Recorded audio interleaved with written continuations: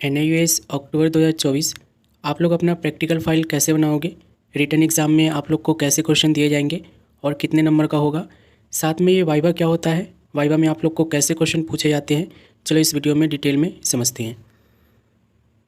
तो practical file बनाने के लिए आपको लैब मैनुअल की ज़रूरत पड़ेगी और लैब मैनुअल जो है आप लोग NIUS की वेबसाइट से निकाल सकते हो। ये वेबसाइट का लिंक है, ये देखोगे।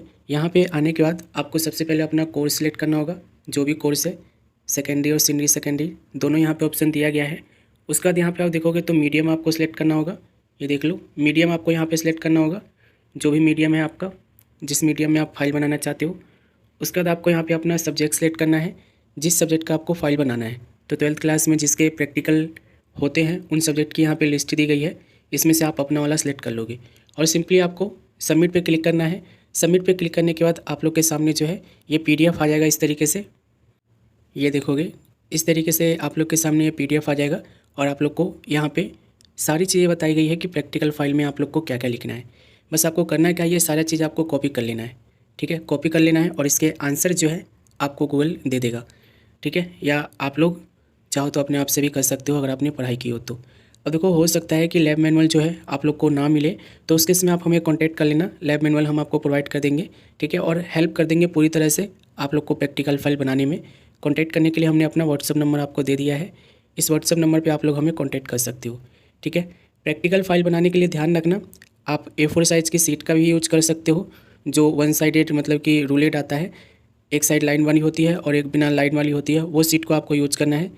जनरली आप लोग को शॉप पे जाना है, स्टेशनरी के शॉप पे, और वहाँ पे आके बोलना है कि मुझे प्रैक्टिकल टाइप की सीट दे दो, तो उस पर भी आप लोग फाइल बना सकते हो। डायग्राम में क्या है, देखो डायग्राम अगर आता है तो उसके इसमें आप डायग्राम बना देना, अदरवाइज आप चाहो तो डायग्राम को कट करके उस पर लगा भी सकते हो फोटोकॉपी को, ठीक है। और दूसरा चीज़ हमेशा ध्यान रखना, एक जो है ना प्रैक्टिकल बुक टाइप की एक भी मतलब आती है फाइल, ठीक है, जिसमें एक मोटी सी फाइल होती है जिसमें कुछ पेजेस होते हैं, 16 से 17 पेज, कम से कम 15 से 20 पेजों का लेना है। वो फाइल स्टेशनरी पे मिल जाएगा, थोड़ी सी महंगी आती है, चाहो तो उसे भी आप लोग ले सकते हो, ठीक है।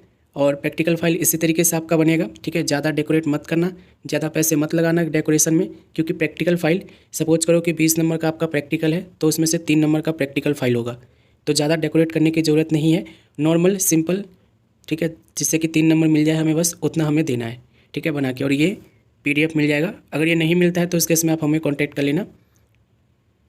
रिटन एग्ज़ाम आप लोग का कितने नंबर का होगा और रिटन एग्ज़ाम में कैसे क्वेश्चन पूछे जाएंगे ये भी समझ लो। तो आपको 10वीं क्लास के स्टूडेंट्स को भी दे रखा है मैंने प्रैक्टिकल फाइल की बनाने की जो गाइडलाइंस है वो, और साथ में प्रैक्टिकल का रिटन एग्ज़ाम में कैसे क्वेश्चन आएंगे वो, इसका मैंने लिंक दे रखा है, 10वीं का भी और 12वीं का भी। आप लोग अपने लिंक पे आना, ठीक है। जैसे कि हम 12th क्लास के लिंक पे आए हुए हैं, यहाँ पे देखोगे केमिस्ट्री का यहाँ पे गाइडलाइंस फॉर प्रैक्टिकल में एक PDF दिया गया है, बायोलॉजी का भी दिया गया है, और आप देखोगे तो ज्योग्राफी का यहाँ पे अवेलेबल नहीं है, लेकिन होम साइंस का अवेलेबल है, कंप्यूटर साइंस का अवेलेबल है, पेंटिंग का अवेलेबल है, और यहाँ पे देखोगे मास कम्युनिकेशन का अवेलेबल है, ठीक है, यहाँ पे देख सकते हो।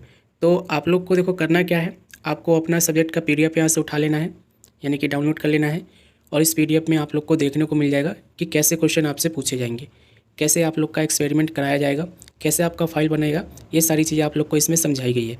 रिटन एग्ज़ाम में देखो मोस्टली क्या होता है, जिस भी टॉपिक पे आप मतलब फाइल बनाते हो उसी टॉपिक में से आप लोग के टीचर जो है NIUS के एग्ज़ाम वाले दिन 10 से 12 क्वेश्चन देते हैं, 15 भी दे सकते हैं, और वो आपको 3 घंटे का समय देंगे उसको सॉल्व करने के लिए।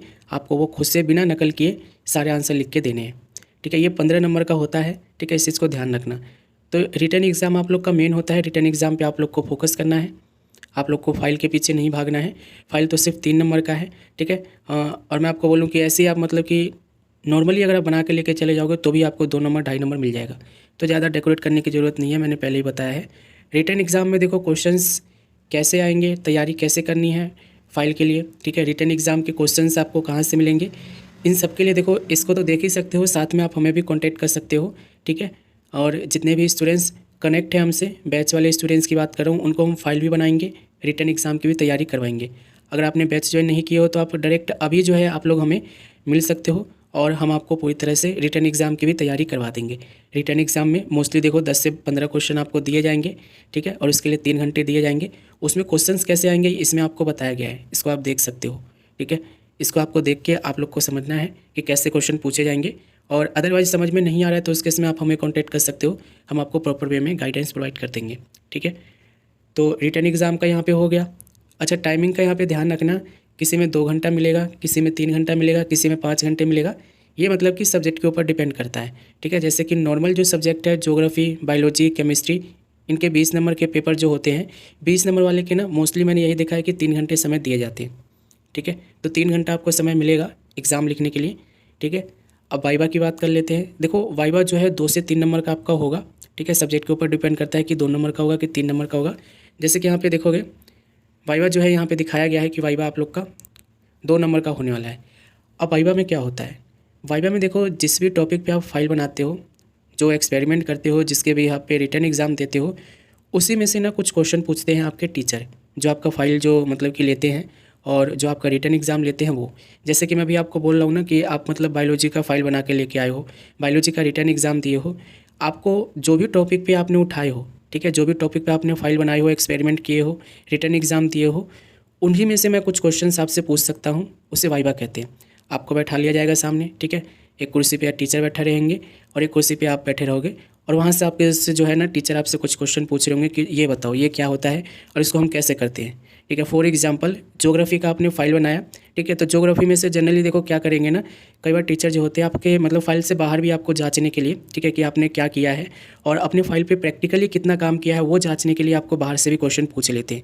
ठीक है, वो कुछ भी पूछ सकते हैं, जैसे कि बताओ मतलब कि आप यहाँ पे आए हो और आने के बाद आप लोग को मतलब कि जो फाइल का आप फाइल सबमिट करवाए हो या फिर आपने रिटन एग्ज़ाम दिया तो आपको इन सब चीज़ों से क्या सीखने को मिला है। ठीक है, तो ऐसे क्वेश्चन भी आप लोग से वो पूछ सकते हो घुमा फिरा के। पर आप लोग को ना वाइवा के लिए कभी भी घबराना नहीं चाहिए। ठीक है, वो भी इंसान है, आप भी इंसान हो। अगर कुछ नहीं आता है तो आप लोग उनसे बोल सकते हो कि सर ये मुझे समझ में नहीं आ रहा है, आप जो है क्वेश्चन को चेंज कर दो।